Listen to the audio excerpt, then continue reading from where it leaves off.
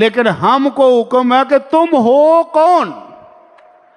جن کو اللہ نے کہا وَكُلًّا وَعَدَ اللَّهُ الْحُسْنَىٰ، جن کو اللہ نے کہا اولئک هم الفائزون، اولئک هم المفلحون، اولئک هم المؤمنون حقا، اور جن کو اللہ کہے میرے مومن دیکھنے ہیں تو میرے نبی کے صحابہ کو دیکھو، سچے مومن یہ ہیں۔ جن کو اللہ نے کہا کہ کامیاب ہونے والے یہ ہیں، جن کو اللہ نے کہا کہ جنت میں بلند مقام پانے والے یہ ہیں، میں اور تو ہماری حیثیت ہی کیا ہے؟ پنجابی چ ایک لفظ آندے نے بڑا نہ مناؤ تو کہہ دیں ذات دی کوڑ کرلی تے چھتیرا نو جپے۔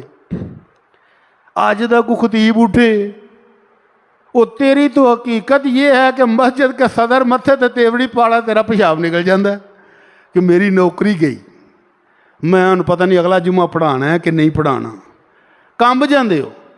اور تو تنقید کرے معاویہ رضی اللہ عنہ پر، عمر بن عاص پر، سیدنا علی پر، اور ان کی آپس میں ہونے والی لڑائیوں پر تبصرے کرے، تیری اوقات ہی کیا ہے؟